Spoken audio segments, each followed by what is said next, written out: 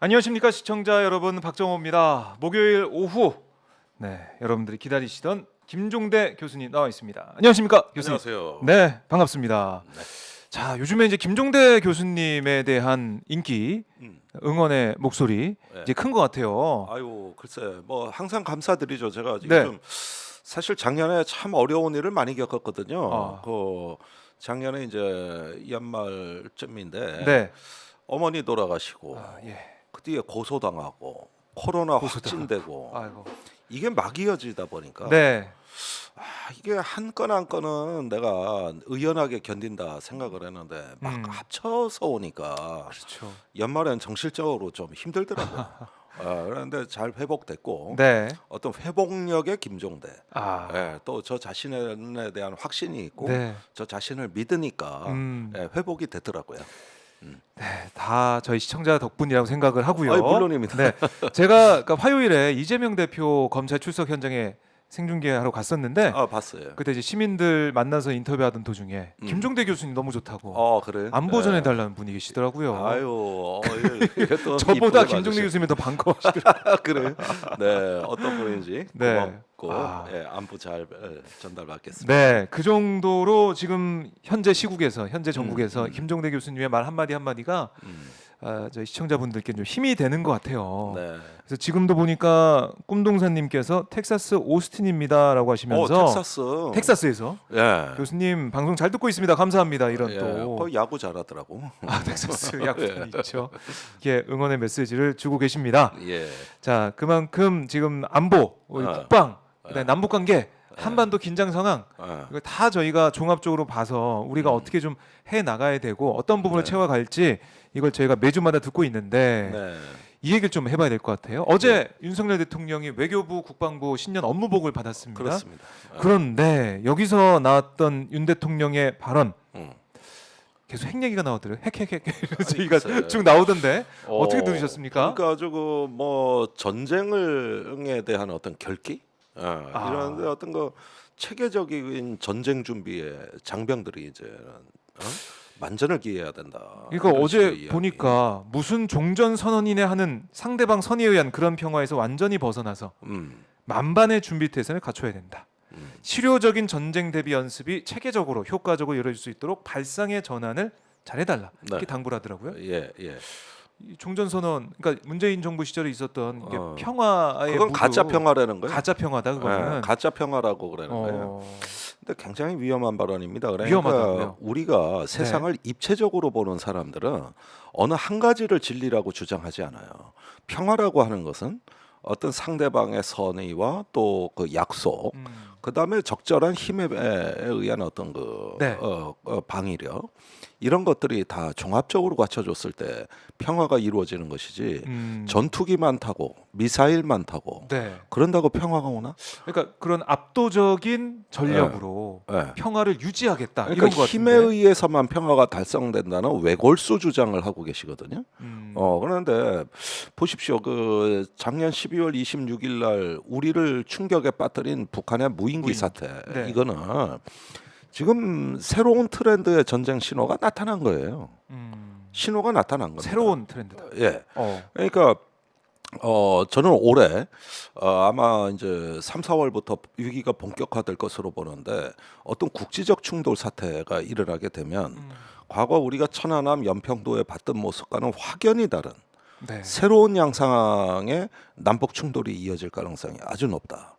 이름하여 하이브리드 전쟁, 하이브리드 복합 전쟁이라고 하는 거거든요. 네. 그리고 회색지대 전쟁이라고도 해요. 그레이존 워. 네. 그러니까 회색지대 전쟁이라고도 하는 건데 이게 전쟁 같지 않으면서 실제 전쟁인 거. 이런 어떤 그 복합적인 양상. 네. 예를 들면은 사이버전이라든가 무인기에 의한 침투, 그 다음에 어떤 국지적인 충돌이 다 배합이 되는 것이거든요. 네. 지금 북한이 이미 그 새로운 트렌드에 대해 가지고 눈을 떴다. 이거는 우크라이나 전쟁 영향이 가장 크다. 이렇게 봤을 때 예. 압도적인 응징보복이라는 과거에 물리적으로 이제 그 일어나는 전쟁의 이미지에 딱 갇혀서 이걸 갖다가 저 북한에 대해서 확전을 두려워하지 말고 대응을 하려는데 어디서 뭘 대응해야 되는지가 오리무중인 상황에서 저런 식의 그 저 전통적인 방식으로 해다가 큰 낭패를 당할 수가 있습니다. 네. 이건 굉장히 위험한 거예요. 제가 사례를 말씀드리면은 이런 식의 대응 때문에 과거에 우리가 실패한 겁니다. 아, 우리가 실패한 전례가 있는 건가요? 그렇죠. 이런 식의 예를 대응 때문에? 들면 네. 천안함 사건 보시면 그 원래 NLL을 수호한다고 할 때는 작고 빠른 고속정이 하는 거예요. 은신해 있다가 북한이 NLL 쪽으로 오는 걸 보고 나가도 우리가 더 빨라. 네. 이렇게 해서 아. 북한 경비정을 차단하는 거거든요. 북한엔 대형 함정이 없으니까. 예, 그렇게 해서 작고 빠른 그 함정이 하는 건데 2010년 3월 22일 날 천안함이 네. 이게 뭐 1000톤이 없는 대형 함정이 백령도에 갔단 말이에요. 전에 없던 일이잖아. 아, 그동안 없던 그러니까 일이? 이게 저기 압도적으로 당시 대응하겠다는 이상희 국방장관의 건의를 MB가 승인해 준 겁니다. 아하. 그런데 대형 함정을 전진 배치하고 네. 앞으로 교전이 발생하면은 그 지해공 합동 전력으로 대응하겠다 이래 버린 거예요. 그런데 그 접적 수역에서 백령도는 북한의 모든 화기의 사정거리 안에 다 들어가 있거든요.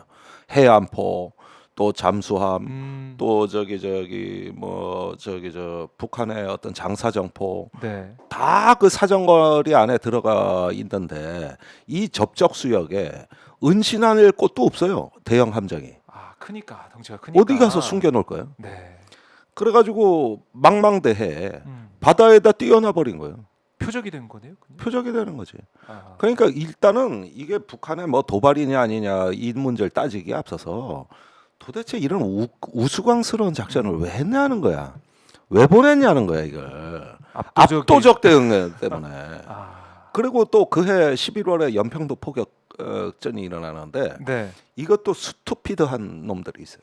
이런 스투피드들이 또 나와가지고 또 같은 방식이에요.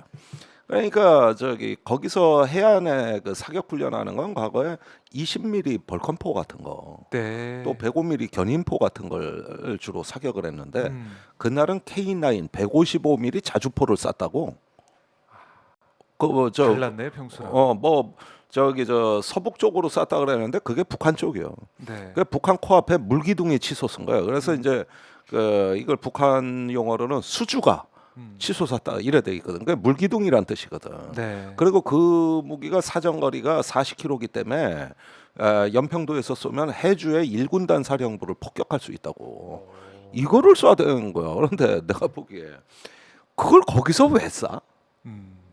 NLL이나 잘 방어하고 네. 이렇게 주변 해역에 주도권을 찌려면은 20mm 벌컨포로도 충분하고 그다음에 우리 고속정이 대기하고 있잖아요. 그런데 K9 자주포 마구마구 쏴댔단 말이에요. 압도적으로 또 하기 그러니까 나중에 교전이 벌어진 그때는 필요하지. 네. 북한의 진지를 타격하기 위해서. 근데 평시에 뭘 물기둥을 다 보여줘? 그러니까 이게 이런 식으로 압도적 대응하려고 하다가 평화가 지켜졌습니까? 완전히 엿됐어요. 오히려 완전히 엿된 거야 이게. 예. 그런데 이번에 무인기에 압도적으로 대응한다고 F-15 전투기를 띄우고 네. F-16도 띄우고. 그러게요. F-15 속도가 마하 2.3까지 나와요. 그리고 공대지 미사일이 달려 있어. 네. 공대공 미사일하고. 아니 파리모기 한 마리 잡자고 그래 부엌할 삽자로 망치 다 나옵니까 그래. 다 들고. 그러다 집안만 때려 부실까봐 써먹지도 못해. 그거 휘둘렀다가 집에 가재독은 다 부셔버리는데. 그런 셈이네요. 그래가지고 써먹지도 못해. 이게 압도적 대응이에요. 그러니까 지금 윤 대통령이 힘에 의한 평화를 얘기하고 압도적 응징보복 KMPR을 이야기했단 말이에요. 네. 삼축 체제를 얘기했고. 그렇습니다. 그런데 국지적 사태 그거 다 쓸 데가 없어. 국지적 사태 위기에 파리가 나타났으면 파리체가 필요한 거지. 네. 그러니까 이게 뭐냐 하면은 일선의 전투원들 등 뒤를 떠밀어서 앞에 내세우는 거거든요. 긴장은 계속 높아지고. 그러다가 표적 제공하고 다 깨진 거예요. 다 깨지는 거라고. 이번에 이제 그 저기 주문하고 있는 내용을 보면은 네. 마치 우리가 전투기와 미사일을 압도적으로 보여주면은 평화가 지키는 걸로 돼 있는데 그러니까요. 이럴 때는 무인기를 슬슬 보내는 거예요. 그러니까 이럴 때는 네. 지금 이 가능성을 보여준 게 뭐냐면은 앞으로 NLL 그 연평도, 백령도, 대청도 일대에서 무슨 모종의 사태가 발생했을 때 과거에는 현장에 국지적으로 그 교전의 범위가 제한돼 있었다고. 외부로 확전이 안 됐거든요. 네. 그런데 지금은 그런 교전이 벌어지면 즉시 북한의 무인기가 용산으로 침투하고 들어온다고. 그다음에 그 사이버전이 준비된 것 같아요. 네. 악성 코드를 만들어낼 수 있는 능력. 이걸 갖다가 이제 우리의 그 디지털 인프라에 그 침투시킨다든지 혼란을 예. 야기시키는. 예, 뭐 이런 방법이 병행이 된다든지 아하. 여러 가지가 이제 복합적인 하이브리드 전쟁이라는 걸 이제 계속 강조해 드리는데 그냥 뭐 마냥 뭐 큰 비행기, 큰 배 띄운다고 해서 해결되는 문제가 예, 아니죠. 제가 말씀드리는 건 정치, 심리, 군사전이 진행된다는 거예요. 그런 것들이 동시다발적으로 이루어진다는 거고 네. 굉장히 복합적 양상인데 우크라이나 전쟁을 보면서 북한이 그걸 깨달은 것 같아요. 아. 예. 그런데 우리는 지켜야 할 게 너무 많은 거예요. 네.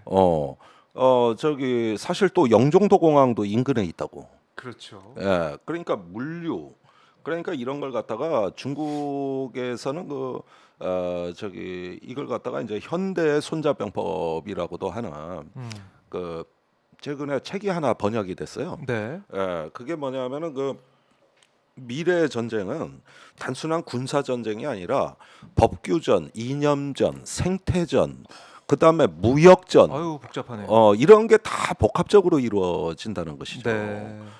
그래서 이거를 초한전이라 그래요. 한계를 초월한다는 뜻이에요. 그래서 beyond the limit.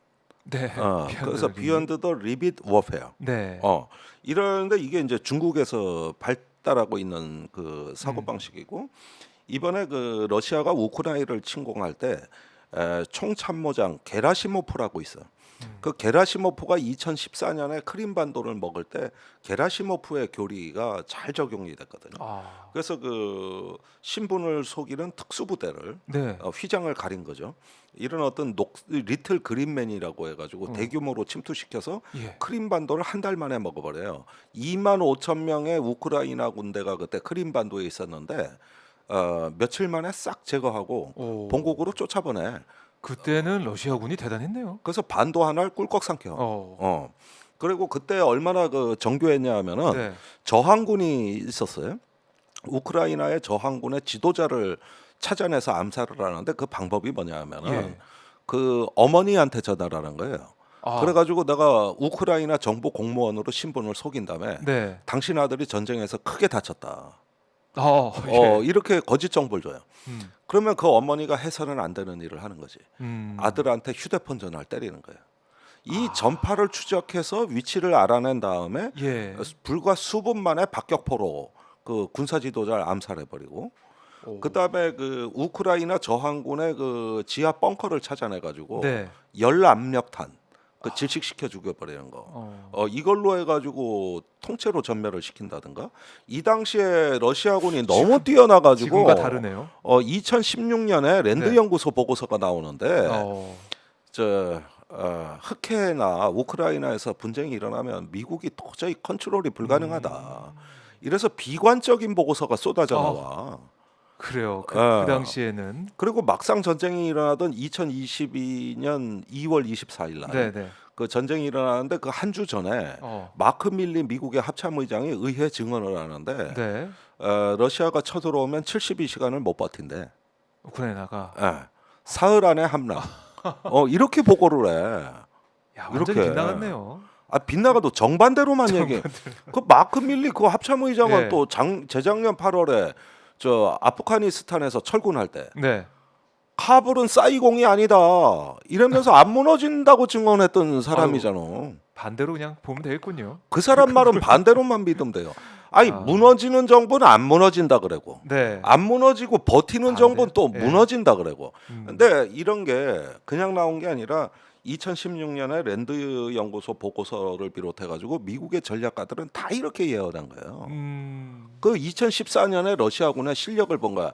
이게 바로 게라시모프 교리라는 건데 네. 그게 바로 정치, 심리, 군사전을 배합하는 전쟁입니다. 이게 전자적으로 공격, 전이 있고 사이버전이 들어가는. 네. 그럼 미국이 이거 이제 통제 못하고 저 우크라이나는 사흘이면 무너진다. 이렇게 다 얘기했던 거예요. 얘기했는데 그게 예. 완전히 빗나가 근데 이번에 버렸어요. 완전히 빗나간 거는 예, 왜 그럴까요? 오히려 그 교리를 우크라이나가 채택한 거지. 우크라이나가 휴대폰과 노트북으로 버텼어요. 네. 무슨 미국이 초기에 무슨 무기를 줬습니까? 아예 군사 지원 안 했어요. 초기에는 안 했죠. 안 예, 했거든. 예. 그러니까 이럴 때 불과 몇 주를 버티는 게 그게 그 결정적 순간인데 그 저기 에조로 아이로카라고 하는 그 드론 부대가 뭐냐면은 그 아마추어 드론 동호회예요. 네. 거기에 뭐 중학생도 있고 교사도 있고 그래.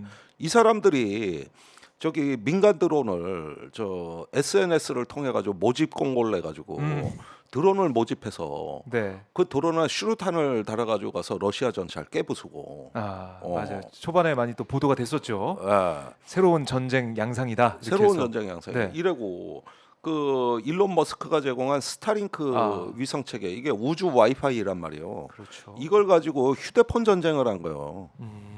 그러면서 그 우크라이나의 붕괴를 막아낸 거죠. 네. 그래서 시간을 번 거거든요. 이러면서 이제 세계 여론을 등에업고 이게 심리전인데 이건 틱톡이 한 거야. 틱톡에 그 러시아군 점령지의 만행을 쇼츠 영상으로 올리기 시작한 거죠. 맞아요. 그러니까 이게 짧게. 중국이 만든 틱톡이 이걸 갖다가 그래서 젤렌스키 대통령이 우크라이나 시민의 가장 든든한 동맹군은 틱톡이라 그랬어. 근데 최근 중국이네. 미국에서 그 틱톡 금지법을 발의했다는데 나 저 큰일 날 사람들이다. 아하. 지금 이 틱톡이 우크라이나 전쟁 전세를 바꿨고 네. 세계 여론을 불러일으킨 이 순기능을 왜 부인하냐 이거요. 그러면서 이렇게 어떤 시민 의용군이 네. 비군사적인 자원을 가지고 군사적인 전쟁을 하는 이게 바로 복합전입니다. 복합전이 이번에 진짜 실질적으로 우리가 확인할 수 이번엔 있는. 또 우크라이나가 그저 네. 술이 자연스레 된 거지. 무기가 없으니까. 아하. 어. 그러니까 2014년도에 2016년 그때 이 미국이 16년도에 이제 판단했던 거. 그러니까 2014년도에 진짜 벌어졌던 이 크림반도에서 있었던 일. 그 상황을 우크라이나가 잘 연구하고 잘 봐왔다고 볼 수도 있겠네요. 그걸 북한이 어떤 교훈을 얻었느냐. 네. 이번에 무인기를 비행 금지 구역을 뚫어냈단 말입니다. 하나의 가능성을 보는 거예요. 이거는 지금 하는 거 연습이야. 네. 실전 상황은 달라. 실전에도 써먹을 수 실전 있는. 상황은 달라요. 네. 이런 가능성만 쭉 보게 되면은 북한이 묘종의 기묘한 전술을 채택할 가능성이 높거든요. 어떤 무인기에 의한 교란이라든가 사이버전 네. 뭐 이런 것들이 다 배합이 되고 전쟁 같지 않은데 전쟁의 효과를 불러일으키는 거. 만약에 영종도 공항을 마비시키면 어떻게 되는 거야? 드론 3대만 날려보내면 되거든. 그렇죠. 이번에도 뭐 그 비행기가 못 뜨고 내렸잖아요. 1시간 이륙이 금지됐죠. 네. 대한민국 마비예요. 대한민국 마비야. 야, 이 뭔가 이제 압도적인 그런 전력 전쟁 상황이 아니더라도 네. 무인기 몇 대라면 봐도 이게 마비가 된다. 그렇습니다. 그리고 앞으로 확성기 방송이다, 뭐 네. 전단 살포다 이거 재개하는 걸 검토하는 모양인데 얼마든지 교란할 수 있어요. 지금 전쟁 양상이 바뀌었다는 걸 알아야 돼. 그런데 미사일 수천 발을 북한에 쏴서 퍼붓겠다. 이게 이제 대량 응징 보복이거든요. 근데 지금 그런 거 꿈꾸고 있다가는 네. 다른 예기치 않은 다른 수단에 의해서 당하는 거예요. 그래서 제가 계속 얘기하잖아요. 지금 이거 정상화하려면은 저 김용영 경호처장 빨리 안 자르면은 큰일 난다 저 사람. 왜냐? 입만 열면 거짓말하니까. 입만 열면. 어떤 거짓말을 했습니까? 아이고 그 비행 금지 구역을 3.7km로 축소한 장본인 아닙니까? 그때 이제 한 증언이 나왔잖아요. MBC 시선 집중. 네. 거기에 그 문재인 정부의 마지막 수도방위 사령관 김도균 중장이 방송 출연해 가지고 8km를 설정한 비행 금지 구역을 3.7km로 축소한다니까 기절한 거야. 큰일 납니다. 이러다가 5km는 유지해야 된다. 최소한. 최소한. 그런데 묵살당하고 한번 저기 협의조차 못 해봤다는 거 아니야. 그런데 그때 뭐라 그랬냐? 김용현 그 경호처장이 네. 방송에 나와가지고 비행금지 구역 축소해도 아무 문제 없다. 아무 현대화된 문제 없다. 탐지 자산이 얼마나 이게 옛날 1960년대 된 걸 왜 고소하냐? 좀 오만한 그런 모습을 자세를 그래놓고 가지고 있었네요. 나중에 정부 출범해가지고 저기 과학 경호한다고 로봇 견 그거 저기 저 윤석열 대통령 그 정치 자금 낸 네. 그 저기 수의 계약으로 그 업체 밀어주고 보도가 있었죠. 그다음에 저기 카카오하고 저기 저 MOU 맺어가지고 인공지능을 활용한 뭐 네. 과학 경호 또 AI 기반의 뭐 맞아요. 이래가지고 작년 7월에 다잘된 AI 것으로. 4차 산업혁명 기반의 저 경호 현대화 사업 추진단이란 걸 만들어가지고 네. 이제 지도 돈 쓰고 싶은 거야 이런저런. 지 머리 위가 뚫리고 있는데 네. 지금 대공 방어 진지하고 레이더 하나 제대로 다 망가뜨려 놓고 네. 이 지랄 하고 있었다는 거야. 그래가지고 작년 9월까지 시스템을 갖추겠다고. 이것도 거짓말이야. 돈 쓰기 위한 거짓말이래. 안 이것도 됐죠. 거짓말이야. 예, 이번 판명이 그래가지고 났고. 된 거 아무것도 없어. 그래 놓고 대통령을 무방비 상태로 북한 무인기에 노출시켰다면은 당연히 사의를 표명해야지. 경호 실패. 그런데 이번엔 또 저 은평구까지 왔다 갔다 할 때는 전쟁 날 것처럼 호들갑을 떨더니 네. 대통령 머리가 이제 뚫려 무능이 백일화에 드러나니까 스치듯 지나갔다. 용산은 안 뚫렸다. 예. 또 거짓말을 시작하는 거야. 이게 내가 보니까 네. 저 경호처장 놔두면 이거 국가적으로 이거 저 북한의 이런 식의 그 저 하이브리드 전쟁술에 내가 보니까 제1의 표적이 용산의 윤석열 대통령이에요. 이게 지금 화근이 방참하네. 아주 차곡차곡 쌓이고 있는데 네. 지금도 거짓말해. 직업적 거짓말쟁이. 직업적 거짓말. 직업적 거짓말쟁이. 계속 거짓말이 아니 이어지고 어떻게 있다. 책임감을 못 느낍니까 그래? 네.